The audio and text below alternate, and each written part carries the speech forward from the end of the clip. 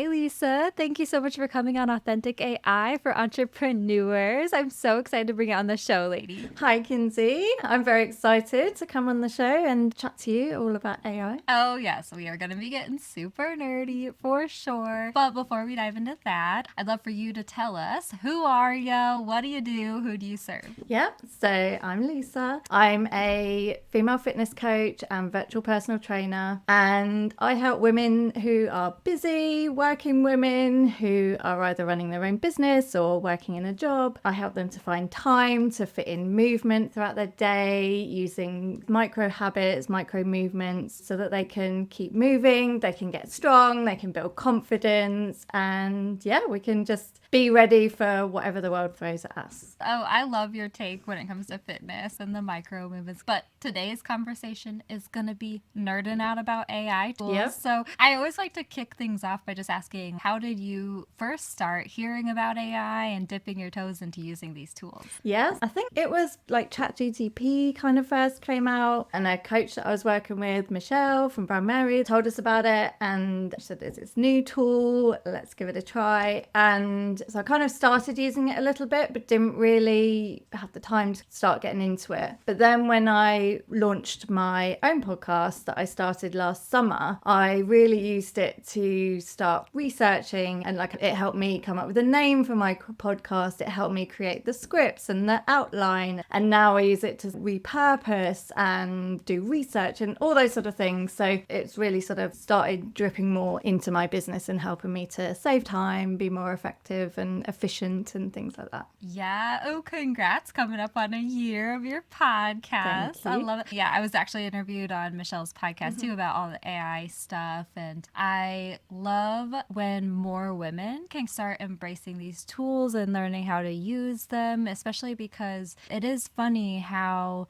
we sometimes feel guilty getting tools to do more work for us. A lot of things I hear from my audience, and I heard from actually Michelle and another person in Brand Mary, is, really not wanting to make your brand like robotic or feeling guilty that it's doing the stuff for you. Do you struggle at all with that when you start using these tools? No, I think my approach is, and this is what I help my clients with as well, is using what you've got to help you get more time. So if I can use tools like AI to give me more time, then I've got time to look after myself and start putting myself more at the top of my to-do list to be able to go out. I know you love to go out and do your climbing and things like that. So no, but I definitely know that as women, we really struggle to put ourselves first and to ask for help. We want to do everything ourselves, and we're like, oh no, I have to do it, otherwise it doesn't count, sort of thing. But yeah, so I think definitely as women in general, we tend to struggle with getting help and using things. But I definitely think we should embrace it. It's brilliant. And yeah, going back to what you were saying about not wanting to sound like a robot, I get it. But yes, I think learning how to use it, and that's why I love your approach. And I've done quite a few of your courses. A shout out to your courses. They are all brilliant. So definitely your listeners should check them out if they want to learn how to use it properly. I know I've just done your Content Made Easy course, and that was amazing for learning how to prompt Chat GPT, for example, how to sound like me and how to work with it like an assistant rather than just saying, give me a post, give me a podcast episode. You put in generic prompts, it's going to give you generic output. So to really program it and work with it like it is an assistant. Totally. Oh my gosh, I have loved having you as a student in my Authentic AI stuff. It's just so fun to have all these different people from different parts of the world and different industries, and we could all just nerd out and learn with each other how we can use these tools in the best way. And you know what's so funny too? I absolutely love what you said about it giving you time to actually do the things that you want to do and stuff. Like, I definitely have struggled with that issue of not necessarily the guilt of using these tools, but sometimes, I don't know if it's women or certain people in general, feel like I have to do it because I will do it right, and I don't trust something else to do it like for me or something. So I feel like there's something there. But also, I've started using these tools and I'm doing like so much more quickly, and I'm still driving myself straight into burnout because I'm like, okay, that means I'm going to be able to do more and stuff. So honestly, like just the past month, I've been doing more rock climbing. I've been making time to go on runs. I'm just finally,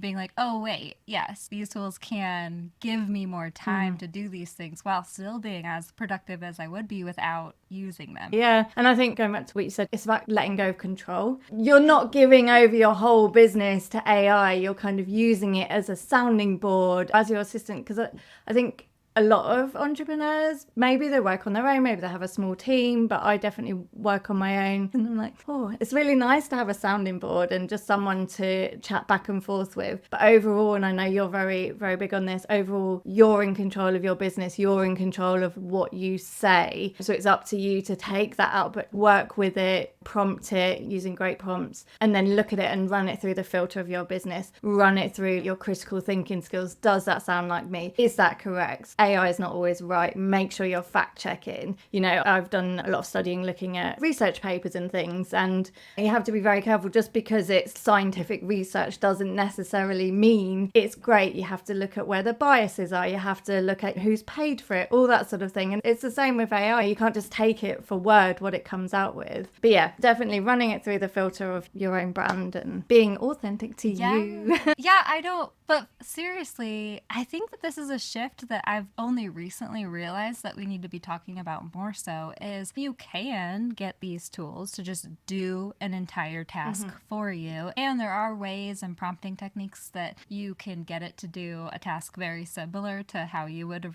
do it anyway. But how I've been finding the most productivity is literally working back and forth with these tools, right? So even like yesterday, when I first started my Feel Good Social podcast, I used to like write out the script for every single episode because I was so nervous. I'd get like the sweats behind the microphone. And then slowly over 5 years, I'm like, whatever, you know, but I haven't really gone off like a script for a podcast episode in a hot minute. Yesterday, I was playing around within Descript, actually, writing my script in Descript, which was really fun and actually way easier than I thought it was going to be. And I had Descript's underlord write the script. I gave it the outline of like the tips I wanted to share with it, and then it wrote the script. I was just like, okay, this script is like 70% there. You know, I gave it the tips that I wanted to hit within the podcast episode, and then it literally took me like 15 minutes to edit it myself. It ended up looking fairly different than the original underlord gave me or whatever, but it was still just such a quick, easygoing process back and forth. And like, was I expecting it to just completely do all the work for me? No. But like, did it save me hours? Oh, yes it did, you know? Yeah, absolutely. And yeah, you can use AI to sort of go back and forth and work with it to come up with something. Or you can, like you said, you can chuck it in. Like I record all my podcast episodes in Descript. So I record them directly in there. What I've started doing recently is taking the transcripts of it, using the AI tool in Descript and getting it to write me a blog post. It's using my own words, so I don't need to prompt it as much, and it gives me a pretty good output of a blog post and a little bit of tweaking. But again, that's saving me massive amount of time. And then with the video as well, you've got the clips tool in there. It's brilliant as well. So again, you put it in, you say I want 5 clips, and then you go in a little bit of light editing, export it into Google Drive, done. Again, it's saving you so much time. But then on the flip side of that, you don't have to use AI for everything. You can still, if you love writing, you can still write. Maybe you use it to start off and then, or to get some ideas, you brainstorm with it, and then you're like, I'm going to take this idea, I'm going to write it out because I love writing stories and things like that. You can still use it as much or as little as you want. So I think you are still the CEO of your business. Yeah, there's so many ways. Heck yes, lady. Okay, let's geek out just a little bit about Descript because I know that you are also a Descript user and I have definitely been diving way deeper into it. And I also know that you were, like me, a Descript and OpusClip user. Yep. So for anyone who doesn't know, you know, Descript is the all-in-one video editing software. It's really great at the long-form video editing and like for audio and stuff like that. But their clips feature used to be pretty clunky is how I describe it. And they recently, at this time of this recording, went through an update where they made it way easier and better.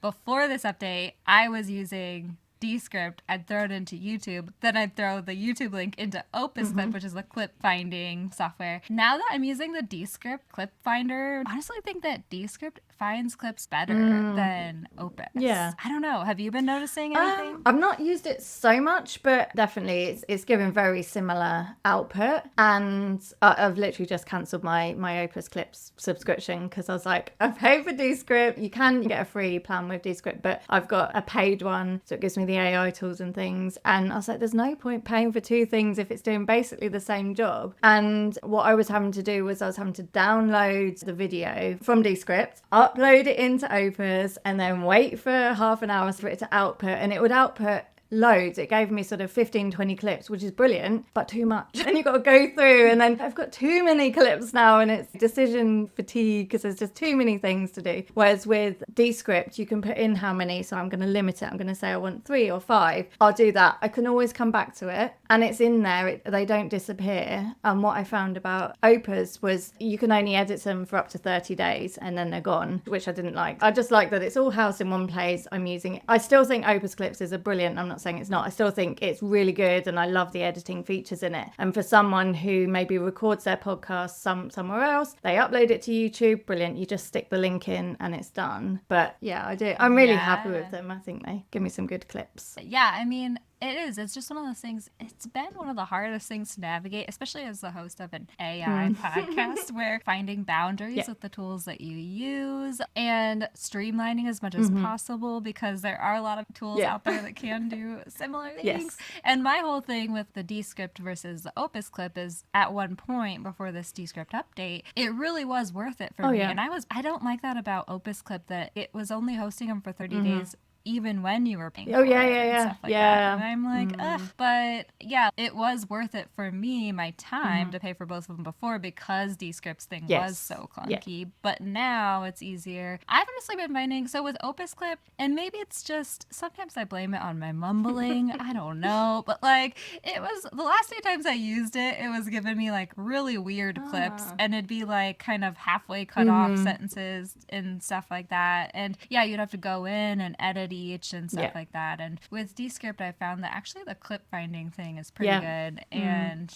I'm really enjoying Descript. So let's talk about any other ways that you've been really loving using AI tools in your business right now. Yeah. So the main one that I use is probably same to you, is Chat GPT. Love it. That's my main thing that I use. And I just started using the free version. I think the free version is great. And just recently, it's all your fault, I upgraded to the pro version, to the 4, which I'm really loving. Yeah, I think it gives really good outputs with the 4. And then obviously we've just had the new update with the Omni. There's so many choices. And it's, do I need to pay for the premium if I can get similar things? But at the moment, I think, like, we've had this chat before, like we're always chatting in messages about it, which I love. I don't know. I'm still sort of, I keep flicking between the two. Like, I'll do a prompt, I'll do it in 4, and then I'll switch it over and I'll get it to regenerate the prompt in Omni. Sometimes I prefer one over the other. I think for now I'm going to keep them both. But yeah, I really do love using ChatGPT. And I think the more I've learned through you and doing your courses and practice as well to use it to work with me, I'm just getting such great outputs from it. So yeah, I really love using that tool. Oh, I love it. We have been geeking out, Lisa and I, about what actually is better. The ChatGPT 4 Turbo, which is the plus version before the Omni came out, or the ChatGPT 4o. And I know, I keep going back and forth with which one do I prefer. I feel like there are probably some changes happening behind the scenes, of course, always with OpenAI, but sometimes I do prefer the 4 Turbo responses, and sometimes I do prefer the Omni responses. I have recently seen quite a few complainers about the Omni model, which is funny. Yeah, like my AI girls that I'm following on Instagram, they're all like making jokes like Omni sucks and stuff, which it's just so funny to me because these models have a mind of their own. It's kind of like a human always. I feel like they have hormonal days. I feel like they like go back and forth sometimes. Like 1 week, one model's doing awesome. Like I was laughing, I think I've shared this on the podcast before, but the one time that I actually tried to, in the Content Made Easy course, I was doing an example with you guys. It was the first time we'd used Omni after it came out. And I was like, okay guys, let me show you, how I would prompt ChatGPT to write me a caption, and then I'll go through and show you how I'll ask it to edit it.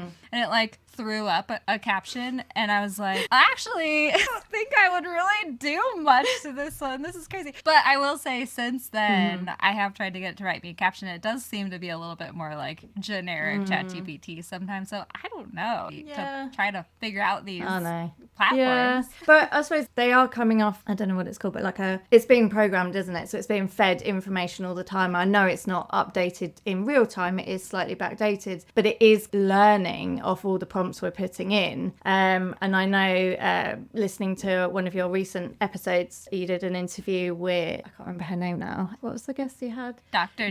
Nikki. And she was saying about the fact that the people who are programming it to start with, these models when they're first learning, a hugely high percentage of them are men. So they're the one putting in the stuff. So that's why we need definitely more women using the software, so that we're getting our voices in there, we're getting our way of speaking in there. Yeah, I know we've been talking about that, about making sure that we are out there using it and encouraging women to use more software, use AI and get confident in it, use it to help you. I think it's important that we have our voices out there as well. So we are helping to feed it. I so agree, lady. And also too, I love that you brought up that conversation with Dr. Nikki. And something I've been thinking about more lately as well is I do think that women are slightly more concerned with the image that they're sharing with the world. Right? And so that's why it's really important to us to not lose our authenticity, to like show up in that authentic way. And we don't just want to use these tools and copy paste their responses and start sounding like a robot. And I think that the solution is, I truly feel the difference myself with the prompting techniques that I shared with you guys in the courses and stuff, with being able to firstly train ChatGPT on your brand's voice and all that different stuff, also bring your opinions and ideas to it, and then also work with these tools to be more productive without sacrificing your authenticity. Can you like speak a little bit more to how better prompting techniques and skills really does help to do that? Oh yeah, for sure. Yeah, so I've been using ChatGPT, for example, for a few years, and I think definitely the more I've learned from you with the prompting techniques, it's given me so much better outputs. There's been some times in the past where I've been like, oh, I can't be bothered to write this post, I'm going to try do it in ChatGPT, and then spend ages and ages like prompting it. Oh no, that doesn't sound like me, that doesn't sound like me, oh scrap it, I just won't do it. And then you give up and you end up not doing what you want to do, or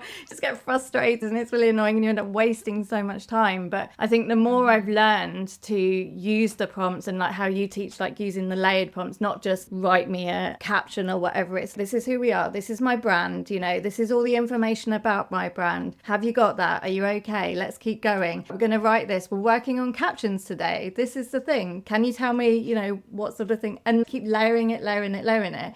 Yes, that might take a little bit longer to start with, you might think, but in the overall time that you're taking to do it is a lot shorter, and you get such a better output. You get things, like I've definitely put things in, like when we're working on the course, I put things in about my business, like when we were first starting off and creating like a brand profile for ourselves. And I put in all about my courses and about my programs and about my business, and then it like fed it all back to me, it summarized it for me and gave me some information. I was like, that is amazing. Oh wow, my business looks so good. And gave me loads of ideas that I never would have thought of. So I definitely think the more that you can work with it and create sort of prompts that are for you, like you see it all the time online, get these 50 prompts that has helped me do this, or follow my exact thingy. That works maybe for that one person. We're all unique. We've got unique businesses, we've got unique backgrounds. There might be other fitness trainers out there, but we've got completely different backgrounds. We're different people. We've all got different interests. We've got different lives and things. So why would we want to use generic prompts? We are unique individuals. We've got unique businesses. We bring unique skills to the table. So we definitely need to be working with it and using prompt techniques that are unique to us and our business. And that's exactly, I think more of us need to hear that like it is possible with these tools, but it really is just a few tweaks and a few training, even documents that you can create for these tools is just so huge, the difference it can make. And so guys, what Lisa was talking about is the brand blueprint that we create in Content Made Easy with ChatGPT, which I think I'm going to turn into kind of its own little course on the side, just because I feel like that's so helpful. I use my brand blueprint all the freaking time. Basically, it's this one Google Doc, guys, that you put all the important information about your brand, your offers, your audience, your voice, all that stuff. And then I love that you can just like upload it to ChatGPT so easily with the file upload, which is now free to everyone. everyone. So awesome. And one thing I loved that you did in the course too was you started diving into maybe creating your own like personal brand and like the storytelling for yourself and stuff, which I need to do for myself with my businesses too, because I could just see how that's so helpful. But did you have any fun little takeaways or insights from starting to dabble in that? It was, because I just think what attracts us, if we're talking about marketing our business online, what attracts me to people is, okay, first of all, yes, they're say a business coach or whatever I'm looking to work with. Tick, got that. But then what draws me to them is their values, what their interests are. Maybe they've also got a background in theatre or dance or something, or they're also interested in reading the same books or whatever. All those little connections I really think make a big difference. And the more we can weave them into our branding and into our story. I had some great fun working with Chat GPT. I used the similar prompts that we used for creating our brand blueprint, which is amazing. I'm the same. I upload it all the time. Makes it so much quicker. I can just say, I want to work on this particular topic or whatever I want to work with you with today. And I upload that. Can you read this? Okay, let's go. It's instantly got all my information. But so working, using those similar prompt techniques to create that, it came up with some really good insights like TV programs that I like to watch, books I like to read. And it's had these little prompts that I could then put in that when I'm working on content or marketing materials and things for my business, I can put those little nuggets throughout, sprinkle me throughout my brand, so that it's those little connection points that I think are really important in our businesses. Yes. Oh, I love it. I know, the cultural references, just like things like that are so great for like maintaining our human sides. And again, it's just thinking about these tools aren't going to take over your life or business. You can actually work with them and still work with them in these human ways and be thoughtful about the human elements that you're incorporating into your brand. And like these tools can help you along the way with that even too. I know I recently go in on spurts where I'm like, I love the Enneagram, and I'll be like, oh, let me look up my astrology. And then last week I was like, okay, I'm gonna look up my human design because I like listened to a podcast about it. And I threw that into ChatGPT. I did my husband's. I threw his into ChatGPT. I was like, how can these two work together? I was like, how do these mesh? What insights do you have for me as far as communication? And it was actually like really interesting. It's just interesting all these different ways that you can think about using it. And also there are tools and ways that you can explain like more of your human side to ChatGPT too, right? I think that people don't realize is that if you tell it more about yourself and what you care about, or even just give it insights into the way that you think and the opinions you have, it'll try to understand you as best it can. And then it can help you, going back to what we were saying about saving time and things, but the more you've worked with it and the more you've trained it to understand you and your brand and your personality and all those little things about you that make you, because we are more than our businesses, so it's good to know things about us outside of our business. But then it gives us time to work in our zone of genius as an entrepreneur, like as a fitness coach. I know bodies, I know how to work with bodies, how to get them stronger, how to help them get better when they're injured, things like that. I haven't learned about marketing and all these other things that we have to do, like, I know you talk about wearing these different hats and things, so it helps us to be able to spend less time doing the stuff that we don't know about so much without having to hire a whole team, because when you first start you don't have the money necessarily to hire a whole team. So it helps us with all those things, so then we can spend time in our zones of genius, whatever it is, creativity or whatever it is we're really good at, working with our clients if we're working with clients, if that's your business, or creating your products if you're a product business. It really just gives us that time back to be able to do more of why we started our business in the first place. The more we look after ourselves and we do things outside of our business that helps with creativity, so whether it's writing for fun or reading or exercise is brilliant for helping us feel better. So the more we look after ourselves, the better we are, the more we can give back to our clients, the more our brain has time to process things. We need time sometimes for our brain to just do nothing, to think about nothing. So if you're out on a run or a walk, you're in nature, you're just looking around, we're off our phones, we're off our computers. Like, we're on our computers so much nowadays, especially a lot of us are online entrepreneurs on the computer, talking to clients online and things. So having that time away, so using these tools to help us to save time, then it gives us the time to go away, get that space, get that headspace, nourish our bodies, nourish our our minds, our mental health, our physical health, and then just have that space for creativity. And then we come back and we're like, oh, now I've got loads of ideas.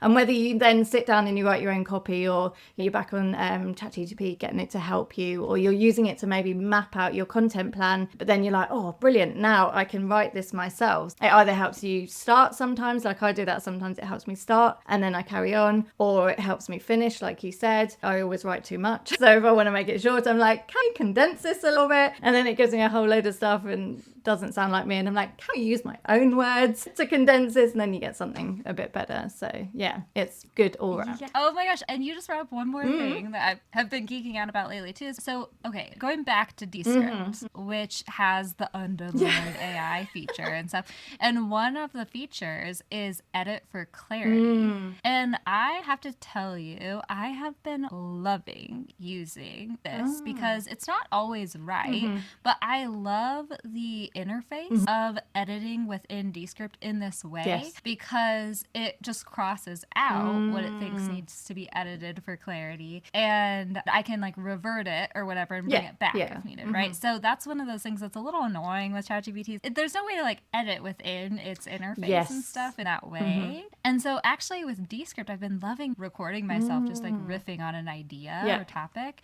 and then I can like go in and kind of like edit myself in that way too within Descript. So yeah, I've been playing around with Descript kind of in that way lately. It's been really fun. Yeah, I like Descript, how it's got, you're working off the transcription. So even if you've recorded voice or audio or video, it's got the transcription and you can edit it via the transcription. So it's a lot easier rather than listening to the whole thing. You can go through, okay, this is the bit I want to just delete this word, or this section where I've said something wrong and I want to go over it again. It's a lot easier. I just really like the interface of it. It's good. Yeah, definitely. Yeah, especially with their new update. Man, before it wasn't necessarily the only tool I'd recommend, but now I'm like, heck yeah, I'm thinking Descript is like the way to go. Anyway, lady, I know I could talk to you forever, but I will go ahead and close this conversation for now. But thank you so much for just coming and geeking out about AI with us. Can you please share how everyone can find you and connect with you? Yeah, of course. So I'm on Instagram, probably the easiest place to connect with me online, at Lisa Dawn Beckwith, or you can go to my website, find out all about me. You can find my podcast on there, blogs, all sorts of things on there, and it's lisadawnbeckwith.com, so nice and easy to try and remember. But yeah, awesome, and we thank you so much. That's okay. It's lovely to be on and